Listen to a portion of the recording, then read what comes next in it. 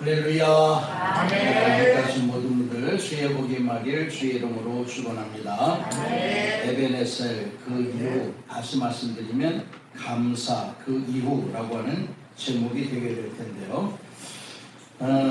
주님의 은혜로 우리가 사는 줄 믿습니다. 또한 나의 나된 것도 주님의 은혜인 줄 믿습니다. 성경을 보게 되면 구원이라고 하는 믿음을 허락하신 것은 주님의 선물이라 그렇게 말씀하고 계시는데요.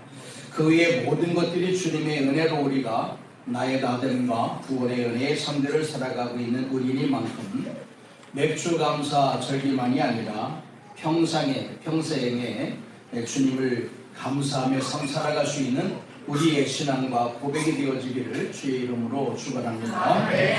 오늘은 맥주감사 주일이죠. 맥주감사 주일인데 출애굽기 23장 16절에 보게 되면 하나님은 과거에 구약시대 이스라엘 백성들에게 세 가지의 절기를 지키라 명하셨습니다.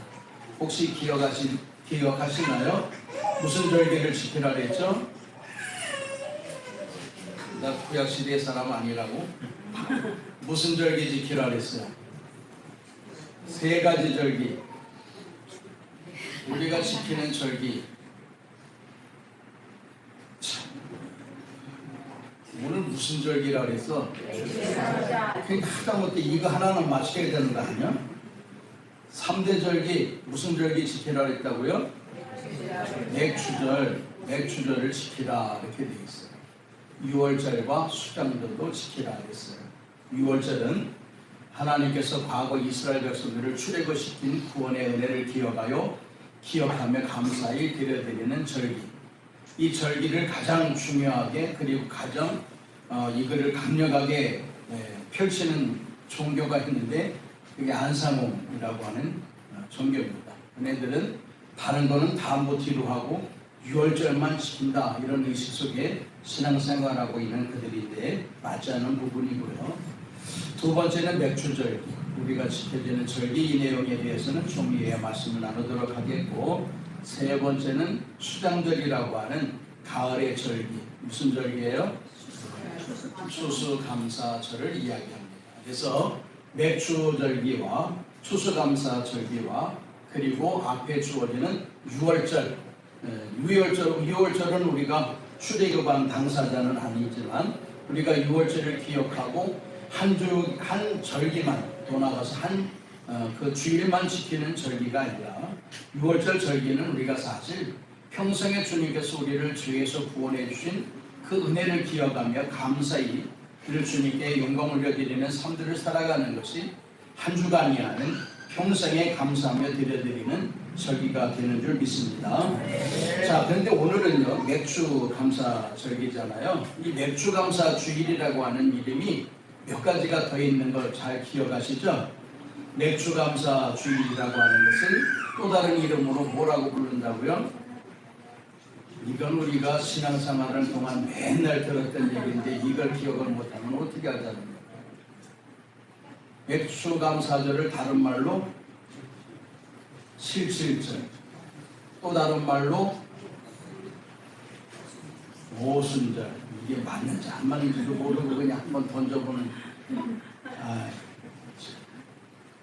맥주절 이 절기는 맥주절, 칠칠절, 오순절 그렇게 이야기하는데 왜 칠칠절이라 이야기하냐라고 한다면 그 6월절을 지나고 난 7주 뒤에 지켜지는 절기다. 그래서 77이 49, 77 그래서 이게 77절이라 이야기하고 그 다음날 지키는 절기니까 77이 49 더하기 1일을 더하면 몇십일이요?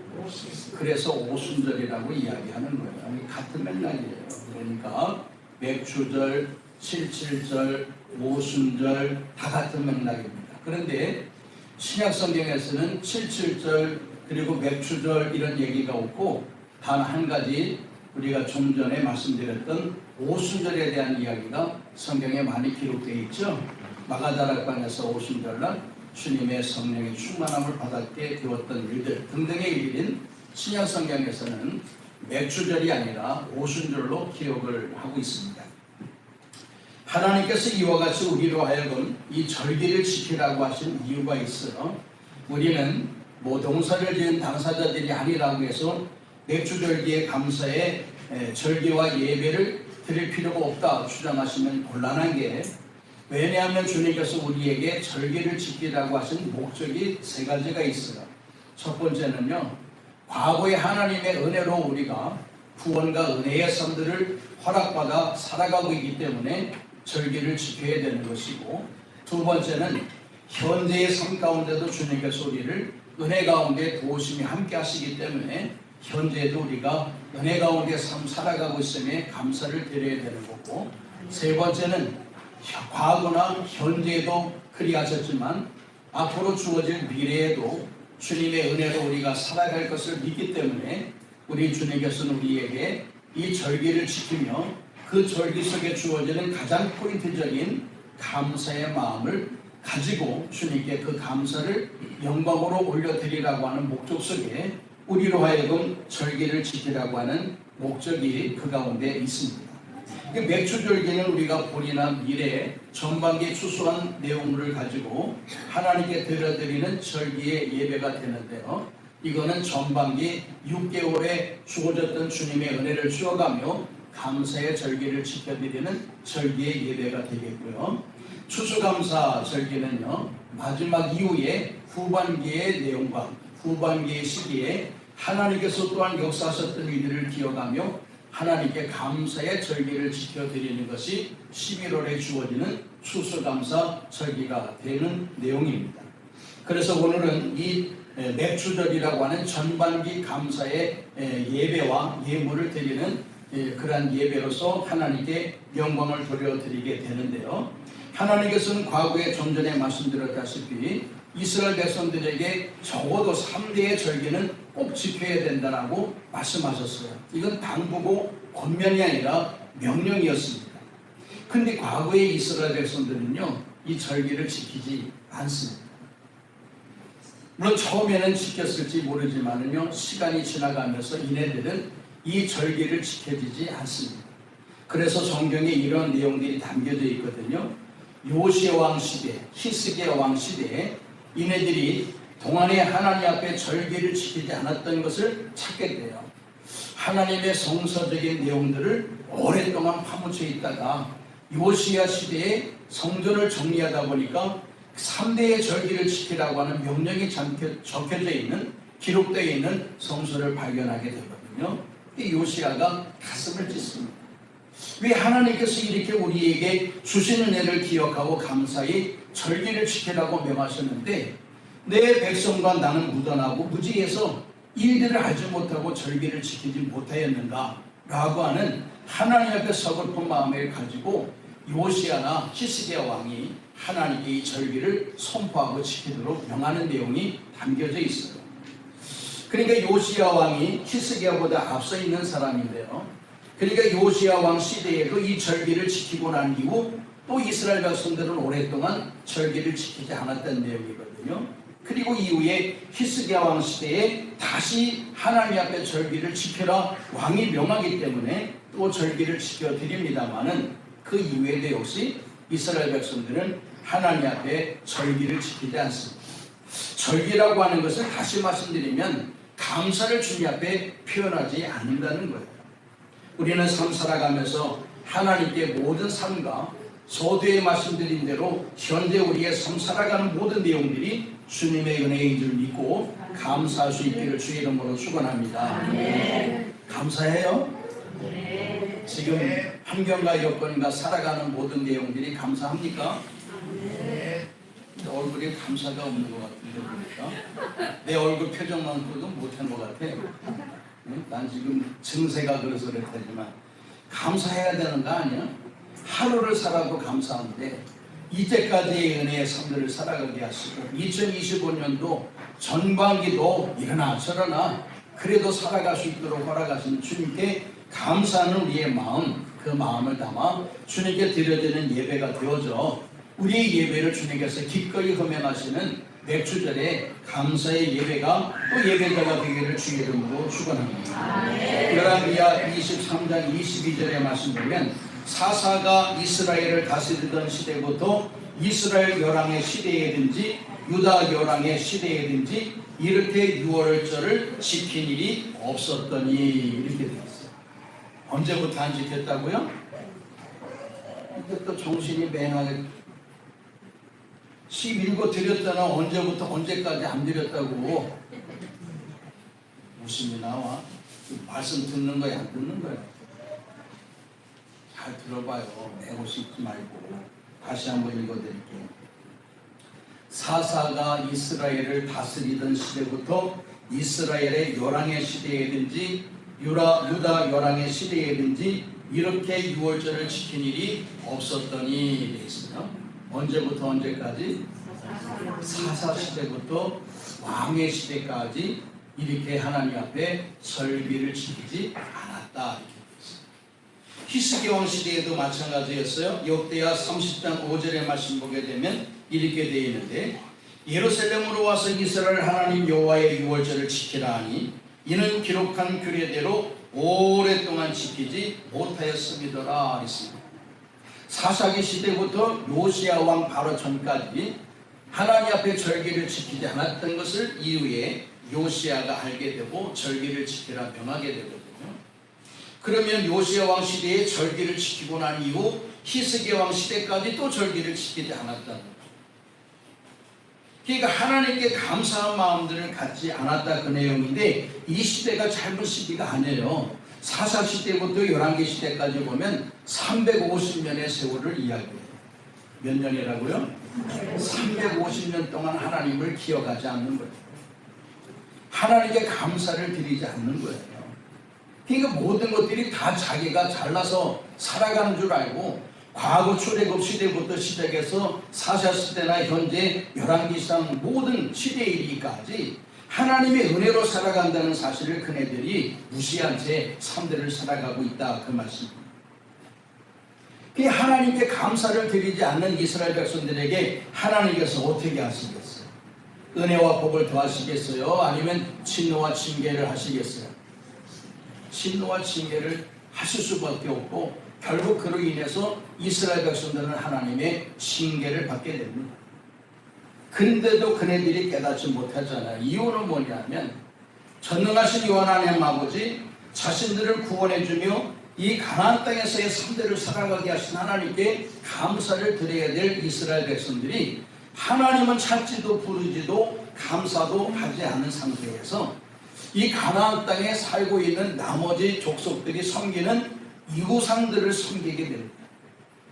하나님은 섬기지 않고 하나님은 자신들에게 그렇게 마음을 다하여 사랑하고 함께 하셨던 그 은혜와 사랑에 대한 모든 부분들을 다 뒤로한 채 알지도 자신들을 도와주지도 은혜와 복도 허락하지 않았던 이 가나안 땅의 사람들이 섬기던 우상들을 섬기게 돼요. 우리가 들으면 아실 수 있는 첫째 바알신과 아사라신이라고 하는 이스다롯이라고 하는 신을 섬기게 됩니다. 아스다롯이라고 하는 이름은 우리가 좀 그렇지만 아세라신은 잘 기억하는데 같은 신을 이야기해요. 누군지 알아요? 바알이 누군지 아세라가 누군지 아시겠어요? 잘 알지도 못하는 이스라엘 거민이 그것도 전체 살아있는 거민이 아니라 이스라엘이 초토화시키고 남은 거민들이 섬기고 있는 아세라나 아니면 바알 신들을 섬기게 됩니다. 그 엘리야 시대에 바알 신을 섬기는 그 종들과 아세라 신을 섬기는 종들과 갈멜산에서 기도하여 불을 내리는 싸움을 하게 되는 거잖아요. 그게 바로 여기 이 바알 신과 아스다롯이라고 하는 아세라 신을 섬기는 대상들을 이야기하는데 그거는 열왕기 왕 시대가 아니라 이미 사사 시대부터 시작했던 우상을 숭배하는 이스라엘 백성들의 평화되었던 모든 내용들이 담겨져 있는 내용입니다. 바알신은 남신이라고 그래요. 남자의 신. 그래서 이 바알신을 섬기는 사람들은 남자로서 농사를 잘 힘을 얻어서 행하는 모든 일들의 복을 얻는다 라고 해서 바알신을 섬기는 거고, 아세라신은요 여신을 이야기합니다. 여신. 그래서 이 아세라신을 잘 섬기면 출산을 많이 한다는 거예요. 사람도 많은 자녀들을 출산하고 짐승도 많은 새끼들을 출산하는 일들이 주어진다. 그래서 이 남신인 바알과 여신인 아세라 신을 섬기는 거예요. 따로따로 섬기는 게 아니라 같이 섬겨야 된다고 합니다. 같이 섬긴다는 이야기는 바알과 아세라 신이 성적인 교합의 일들을 통해서 그 일들이 주어지고 믿는 사람들에게 주어지는 농사의 풍부한 일들과 아니면 자녀의 많은 출산 등등의 일들이 주어진다라고 믿고 그네들은 이 두 신이 결합하여 살아가는 그 내용들을 섬기고 있다. 그렇게 이야기하는 겁니다. 그러므로 이 남신인 바알과 여신인 아세라 신을 섬기는 이스라엘 백성들은요, 이 신들을 섬기는 제사의 일도 거기에 많은 여인들과 더불어 섬기는 백성들이 거기에서도 성적인 교합을 이루게 되는 거예요. 왜? 그렇게 해야만 복을 얻는다라고 믿고 섬기기 때문에 거기에서도 이와 같은 아주 못된 그러한 죄악된 부분이 드러나게 되는 일들을 함께 갖게 되는데요. 하나님 앞에가 아니라 우상들 앞에 섬기는 제사의 날에 이와 같이 우상적인 아니면 성적인 음란한 행위가 주어지는 일들이 행배하게 비일비재하게 주어졌던 시대에 이스라엘 백성들이 그 신을 섬기고 있었다 그 말씀. 하나님이 이들을 바라보시고 어떻게 하시겠어요? 당연히 하나님의 징계가 있을 수밖에 없는 겁니다. 그래서 하나님은 주변 국가들을 불러일으켜가지고 이스라엘을 치게 하죠. 이스라엘을 치게 하면서 이스라엘의 힘들고 어려운 일들을 겪게 되니 그제서야 비로소 어려움을 당해야만 비로소 하나님을 찾고 하나님을 부르짖어 구했더니 그래도 하나님은 참 넉넉하신 분이시고 사랑이 많으신 분이라 그 정도로 했으면 그냥 짓밟고 쑥밭을 만들어놔야 되는데 당시에 그렇게 우상숭배 바알과 아세라 신을 섬기면서 하나님을 찾지도 구하지도 않았던 백성들이 그 이후에 어려움을 당하니까 하나님을 찾게 되니 하나님은 또 기꺼이 그네들의 음성을 들으시고 사사를 보내주거든요. 사사로 하여금 자신들의 나라를 침략하고 있는 이 이국 백성들, 이국 나라들을 전부 초토화시켜서 물리칩니다. 아시다시피 그네들이 물러가고 태평한 세월이 주어지게 되면 하나님은 다 버려버리고 또 우상을 섬기기 시작하는 거예요. 이게 있을 수 있는 일일까요? 근데 하나님이 또 이국 백성들을 불려서 또 침략을 하게 하고 어려움을 겪게 하고 그러면 백성들은 또 하나님을 부르짖어서 또 하나님의 사사를 일으켜 세우시고 그 사사로 하여금 전쟁에 승리하시게 하시고 나라의 태평을 허락하신단 말이에요. 이게 계속해서 사사기 시대에 계속적으로 주어졌던 일입니다. 이게 350년 이 흘러가게 되었다 그 말씀이에요. 하나님은 얼마나 마음이 상하겠어요. 한두 번도 아니고 이거 뭐 끝이 없이 하나님을 배반하고 하나님에 대해서 기쁨으로 감사를 표현하지 아니하고 부탁하면 도와주시니 은혜를 베푸시니 사랑과 그리고 충만한 복을 아름다운 복들의 모든 내용들을 허락하신 하나님은 온데간데 없이 찾지도 구하지도 않고 알지도 못하는 이 바알이나 아세라 신들을 섬기며 음란의 길에 빠지게 되었던 이네들 말이죠.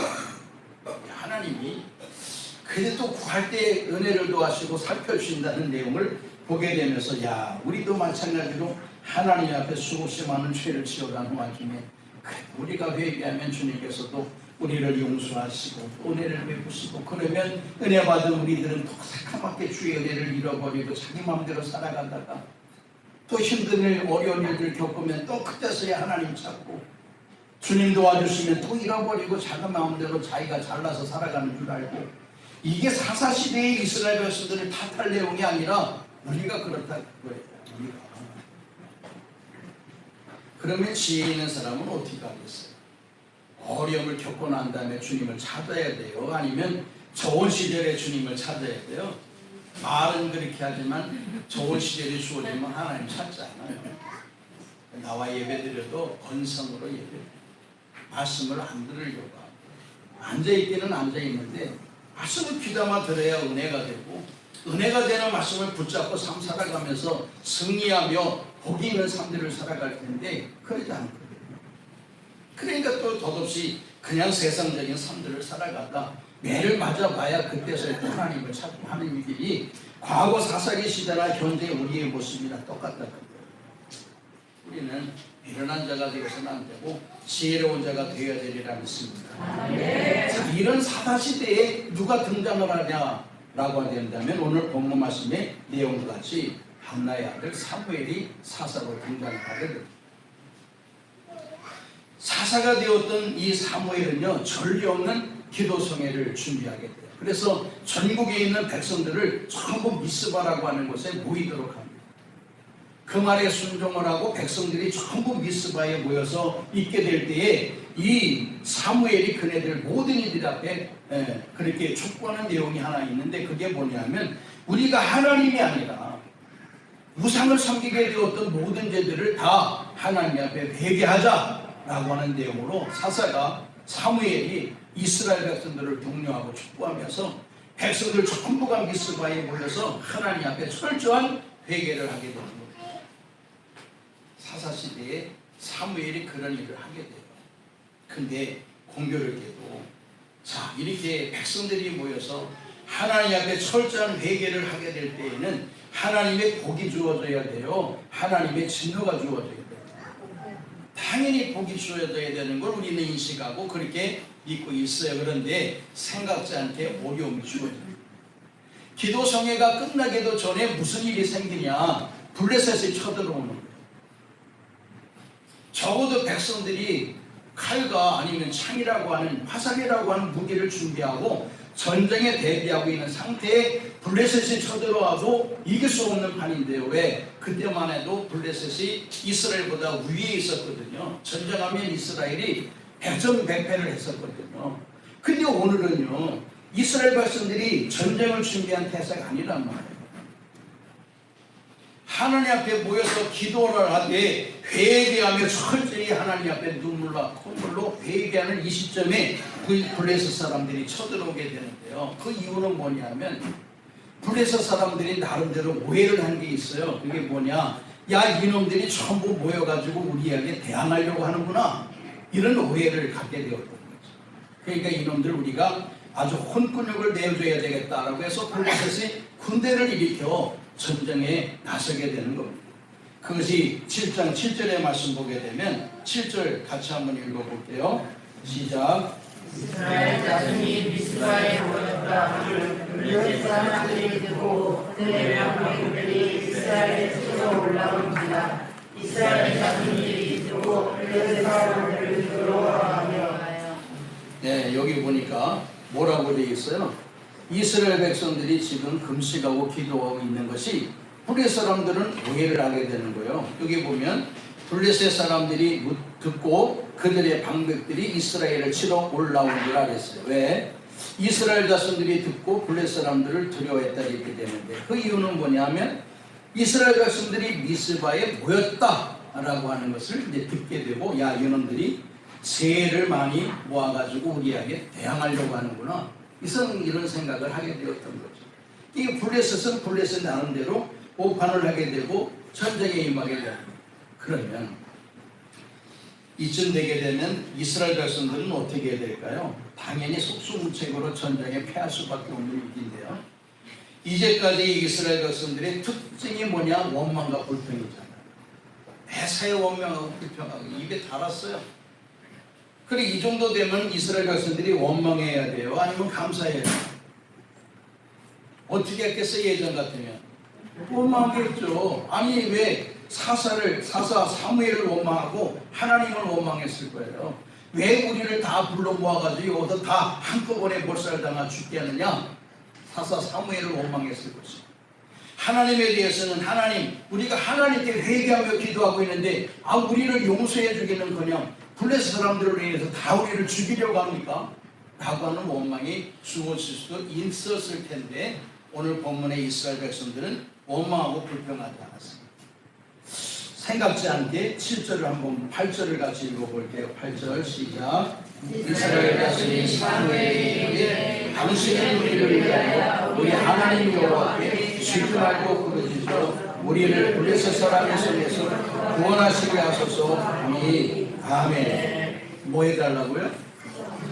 하나님께 쉬지 말고 우리를 구원해달라고 기도해 주세요. 사무엘을 대하여 원망하거나 하나님을 대하여 원망하는 특징이 있는 이스라엘 백성들인데 오늘은 그러지 않았어요. 우리가 하나님의 은혜를 구해달라고, 블레셋 사람들의 손에서 우리를 구원해달라고 사사되는 사무엘에게 하나님 앞에 쉬지 말고 기도해달라고 당부하고 부탁을 합니다. 이 이야기를 들었던 사무엘이 하나님께 반드시 또 기도했겠죠. 기도합니다. 그럴 때 어떤 역사가 주어지게 되느냐, 10절 같이 읽어볼게요. 사무엘이 번제를 드릴 때에 블레셋 사람이 이스라엘과 싸우려 가까이 오매 그날에 여호와께서 블레셋 사람에게 큰 우레를 관하여 그들을 어지럽게 하시니 그들이 이스라엘 앞에 패한지라. 아멘. 할렐루야. 어려움이 생길 때 하나님을 찾아 구했습니다. 원망하고 불평하는 이스라엘 백성들의 특징된 삶이었음에도 불구하고 오늘 그네들은 미스바에 모여서 회개하는 기도에 영적인 은혜를 받게 되면서 그네들이 인간적인 삶이 아니라 영적인 삶으로 하나님께 은혜를 구하게 됩니다. 하나님께서 역사하십니다.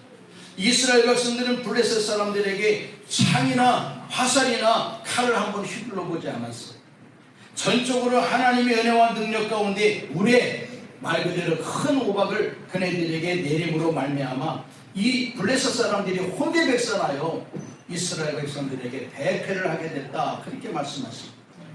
할렐루야. 우리가 힘들고 어려운 일을 만날 때 내가 주님을 섬기는데, 내가 주님의 직분을 받고 내가 주님을 섬긴다고 하는데 주님께서 나에게 이 어려운 일들을 주시는 게 뭐냐, 하나님이 그럴 수 있냐 라고 해서 하나님을 원망하고 불평하는 것은 그는 육적인 이스라엘 과거의 백성들의 모습이었고요. 적어도 기도하는 사람이라고 한다면 더욱 주님의 은혜를 구하고 도움을 구하는 것이 믿음 있는 사람들이 해야 될 신앙의 태도인 줄 믿습니다. 그렇게 해야 되는 거 아니에요. 우리가 전능하신 하나님의 은혜와 능력을 믿는다고 하면서 어려운 일 생길 때마다 그냥 원망하고 불평한다면 하나님은 그걸 불신앙이라고 해요. 믿지 못하기 때문에 원망하고 믿지 못하기 때문에 불평한다 말씀하시기에 그네들은 주님께서 기뻐하지 않습니다. 어려운 환경 가운데 주님의 은혜와 도움을 더 간절히 구하게 되었던 사무엘과 이스라엘 백성들에게 하나님께서 생각지 않은 은혜를 허락하신다, 그 말씀입니다. 오늘 우리들이 기억하고 생각하고 손가락 위에 해리는 그런 방법으로 주님께서 역사하시는 게 아니라 우리가 감히 상상도 짐작도 하지 못하는 방법으로 하나님은 역사하신다, 그 말씀입니다. 이 사실을 믿을 수 있기를 주님의 이름으로 축원합니다. 그래요. 내가 생각하고 손가락으로 해야 하는 방법으로 주님께서 역사하신다면 주님은 내 생각보다도 내 능력보다도 못하실 분이시지. 이렇게 역사하실 거야, 저렇게 역사하실 거야, 저 사람으로 역사하실 거야, 이 사람으로, 아니 그게 아닙니다. 생각지 않은 방법으로 하나님은 역사하시는데 그 이유는 뭐냐? 주님은 능력의 하나님이기 때문에 그렇다. 그런데 이 전쟁에 승리하여서 이것 때문에 기뻐하고 즐거움으로 오늘 본문의 말씀이 끝난 게 아니고요. 시간은 얼마 안 남았는데 한참 더 해야 되는데 한번 들어보세요.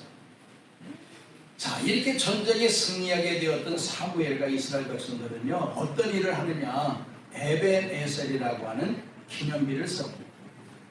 전쟁에 승리한 이스라엘 백성 사무엘이 에벤에셀이라고 하는 기념비를 세웁니다. 그 기념비 에벤에셀이라고 하는 것은 뭐냐? 하나님이 여기까지 도우셨다라고 하는 내용이 담겨져 있는 기념비, 그것을 바라보는 사람들마다 하나님이 여기까지 도우셨구나, 블레셋 백성들을 이렇게 치셨구나, 이스라엘 백성들이 이렇게 도우셨구나 라고 하는 그 일들을 많은 사람들이 에벤에셀이라고 하는 이름 한 가지만 보더라도 그 일들을 하나님께 감사하며 영광을 드릴 수 있는 기념비를 세웠다, 그 말씀입니다. 그게 7장 12절에 기록되어 있는 거거든요. 12절 같이요. 사무엘이 돌을 취하여 미스바와 세사에 시로를 이르되 여호와께서 도우셨다 하고 그 이름을 에벤에셀이라 하니라. 아멘. 이게 당연한 것 같지만요, 우리 인간들은 참 간사하기 그지 없어. 도움을 구할 때는 정말 하나님 없이는 뭐 살아갈 수 없고 돈만 주면 내가 뭐 잘할 것 같지만 내 이야기하고 기도하지만 실제적으로 문제가 해결되면 그 다음부터 주님과 빠이빠이.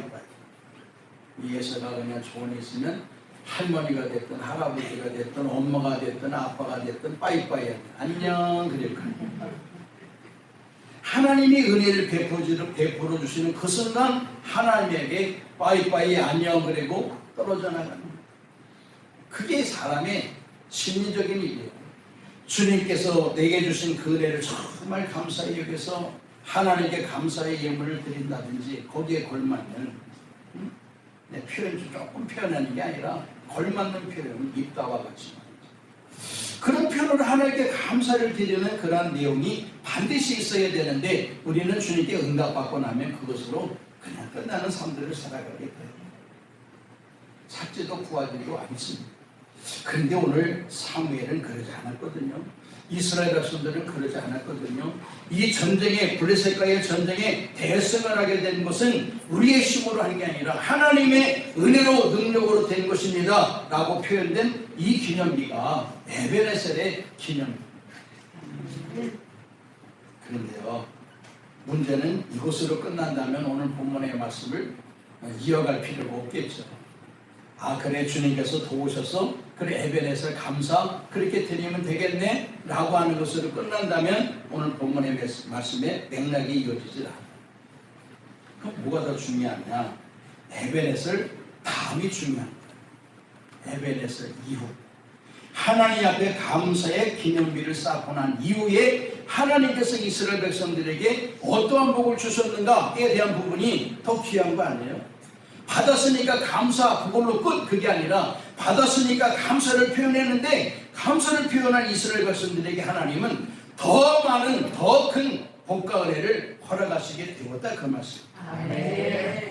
이게 진짜 은혜고 이게 진짜 아름다운 복이 아니겠어요? 자 감사를 표현했어요. 에베네셀이라고 하는 하나님의 기념비를 세워드렸습니다. 그런데 하나님은 어떻게 하셨느냐? 그 뒤에 그냥 말씀을 줄이고 또 줄여서 말씀을 대하게 되면 오늘 그런 말씀이 담겨져 있습니다. 자 13절과 14절 같이요.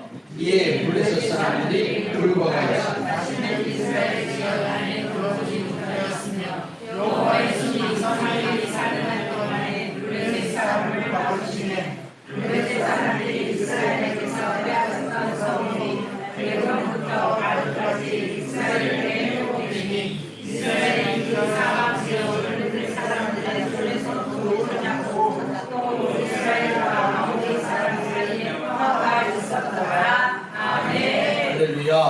이게 에베네셀 이후에 주어진 복이에요. 하나님께 감사를 드렸더니 하나님이 감사를 받으시고 끝 이게 아니라 감사를 받으신 하나님이 내가 베푸는 그 은혜를 기억하고 내게 감사를 표현해? 그러면 나도 가만히 있을 수 없지. 내가 더 많은 것을 줄게 라고 하는 것이 하나님의 심리적인 은혜가 되는 줄 믿습니다. 아멘. 성경의 시편 69편의 말씀 보게 되면 내가 새 노래로 하나님의 이름을 찬송하며 감사함으로 하나님을 위대하시다 하니 이것이 소 곧 뿔과 굽이 있는 황소를 드림보다 여호와를 더 기쁘시게 함이 됩니다. 많은 예물을 드려가지고 하나님께 감사를 표현하는 것보다 그것보다 더 중요한 건 내가 진심으로 하나님께 감사를 표현하는 그 감사를 하나님이 더 기뻐하신다 그 말씀. 아멘. 우리가 맥주 감사 절기를 지키는데 중간에 말씀드렸다시피 감사합니까 정말? 6개월 동안 하나님의 은혜를 베푸셔 주셨던 일들에 정말 감사함으로 드려지는 절개의 예배예요. 그런 중심과 정말 간절한 마음과 주님의 그 은혜를 기억하고 드려지는 감사의 절기가 예배가 되어진다면 우리 하나님께서는 후반기 6개월과 남은 인생 동안에 아름다운 복을 더하시겠지만 오늘 감사의 마음이 그냥 형식적인 예배가 형식적인 예물이 되어진다면 이후의 일들은 주님께서 우리에게 더 많은 복을 이후의 복을 허락하실 이유가 없다 그 말씀입니다. 맥없이 드려지는 맥주 감사가 아니라 정말 어렵고 힘든 환경과 여건에서도 하나님께서 6개월 동안 나에게 은혜를 베푸신 그 은혜를 너무 기억하고 감사해서 그래서 내가 이 절기에 하나님께 정말 내 마음을 다하여 감사를 드립니다. 감사로 영광받아 주옵소서라고 하는 진실된 고백의 예배가 되어질 때에 비로소 주님께서는 후반기에 우리의 삶도 책임져 주신다 그 말씀. 형식적인 예배에 누구보다도 주님이 잘 아시잖아요. 그 예배가 되어질 때에 하나님께서 에베네스의 그 이후의 복을 허락하시겠느냐? 아니요. 사무엘은 백성들과 더불어 에베네셀이라고 하는 감사의 기념비를 세웠는데 하나님은 그것으로 끝나는 게 아니라 오늘 본문의 13절 14절의 내용을 보게 되면 몇 가지의 복을 더 추가로 허락하십니다. 첫 번째는요, 첫 번째 내용은 13절에 보게 되면 첫 번째 에베네셀 그 이후에 허락하신 복이 뭐냐? 다시금 블레셋이 이스라엘을 넘보지 못하게 하셨다. 그렇게 되어 있습니다. 사사건건 이스라엘 백성들과 블레셋은 많은 싸움을 했어요. 많은 싸움했습니다. 우리와 일본과의 마찬가지로 과거에도 많은 싸움을 했듯이 이스라엘과 블레셋은 많은 싸움을 했고요. 그때마다 이스라엘이 이긴 적이 별로 없어요. 물론 다윗 시대, 솔로몬 시대엔 그랬지만은 그 위에는 맨날 패했거든요. 근데 하나님께서는 다시는 이스라엘 백성들이 그 지역 안에 들어오지 못하도록 하셨다. 그래서 7장 13절 같이요. 이에 블레셋 사람들이 굴복하여 다시는 이스라엘 지역 안에 들어오지 못하였으며 여호와께서는 사무엘이 사는 날 동안에 블레셋 사람을 막으시네. 아멘. 블레셋 사람들은 다시금 이스라엘을 넘보지 못했어요. 그러나 뒤에 다시금 블레셋이 또 이스라엘을 넘봐요. 언제까지 하나님이 막으셨느냐?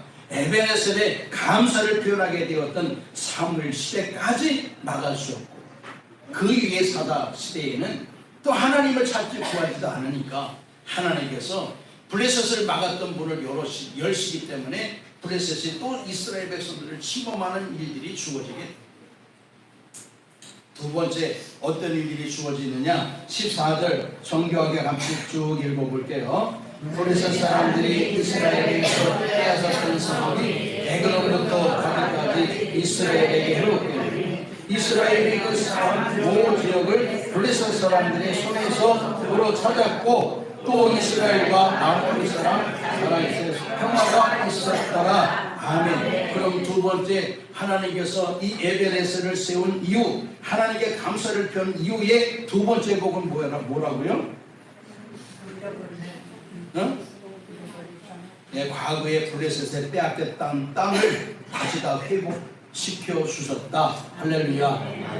하나님께 감사를 표현한 사람들은 현재까지 내가 잃었던 모든 부분, 그것이 건강이 되든 그것이 물질이 되든 어떤 환경과 여건이 되든 간에 하나님의 진실의 감사를 표현하는 모든 사람들에게는 과거에 잃었던 죄로 인해서 잃었던 빼앗겼던 모든 부분을 회복시켜 주셨다라고 하는 내용인데 오늘 우리들도 주님 앞에 진정한 감사의 마음을 표현하는 자가 되었습니다. 이제까지 잃었던 모든 부분을 다시 회복시켜 주시는 그 은혜가 임할 수 있기를 주의 이름으로 축원합니다. 감사하는 사람들에게 회복시켜 주신다는 거예요. 원망하고 불평하는 사람들에게 주어지는 게 아니고 감사하는 자.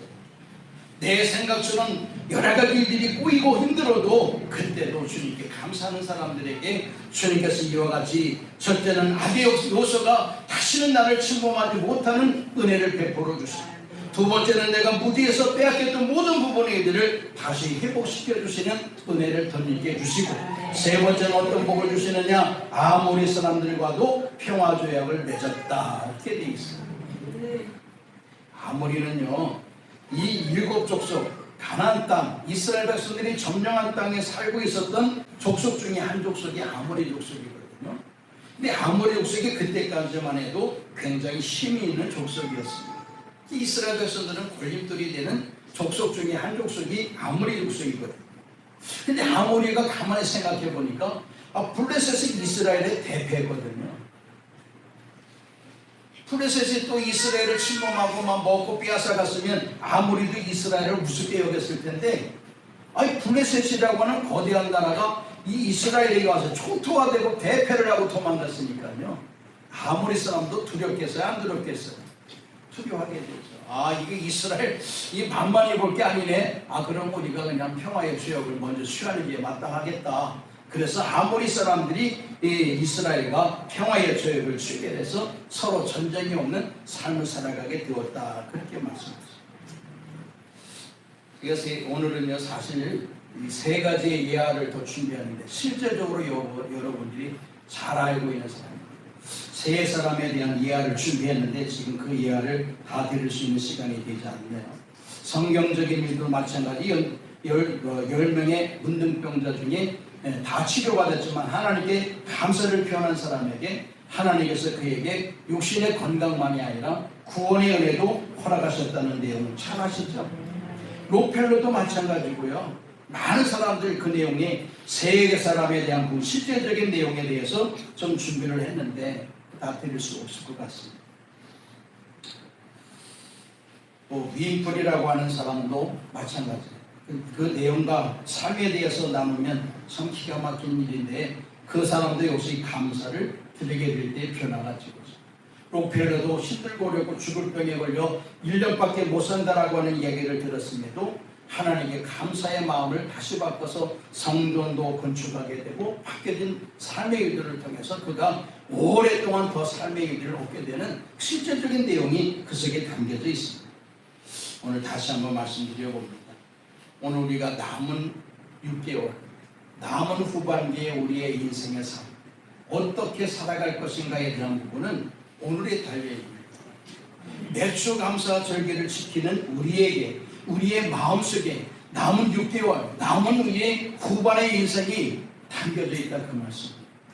어떻게 원하고 불평하는 삶들을 살아가게 된다면 남은 6개월도 남은 후반의 인생도 얽히고 설키고 꼬이고 힘들고 어려운 일이 주어지게 되겠지만 오늘 진심으로 주님께 감사의 마음을 담아 지금까지는 우리가 감사가 아니라 그냥 형식적인 예배를 드렸다 할지라도 오늘의 말씀을 대하는 우리들이 다시 한번 마음에 아름다운 마음을 가지고 주님의 전반적인 그 은혜를 생각하며 감사를 진심으로 표현하게 된다면 남은 2025년도의 후반기의 기간 더 나아가서 남은 우리의 인생의 모든 삶 가운데 하나님의 아름다운 은총과 은혜의 복으로 우리를 지켜주시고 빼앗겼던 것들을 회복시켜주시고 나와 대적하는 모든 부분의 일들을 멈추게 하시는 그 은혜가 주어지게 된다 그 말씀이고 그런 은혜가 주어지기를 주님의 이름으로 축원합니다. 감사의 제사를 드리는 자가 나를 영화롭게 하리니 그의 행위를 옳게 하는 자에게 내가 하나님의 구원을 보이리라 라고 말씀합니다. 감사 그냥 입으로 뻥긋뻥긋하는 감사가 아니라 진심의 감사. 하나님께서 나를 돌아보시고 여기까지 하나님이 나를 도우시었다 라고 하는 에베네셀의 기념. 여기까지 나의 인생 여기까지 그리고 2025년도 중반기 되는 여기까지 하나님이 나를 도우시고 함께 하셨다 라고 하는 것을 진심으로 고백하는 이들에게 하나님께서 본문 에베네셀 이후의 세 가지의 복을 이스라엘 백성 사무엘 시대에 허락하셨던 것과 마찬가지로 오늘도 진심으로 주님께 감사를 표현하는 자들 위해 하나님의 무궁무진한 역사 은혜 그리고 이 세 가지의 복이 우리의 남은 인생 동안에 주어지기를 주의 이름으로 축원합니다.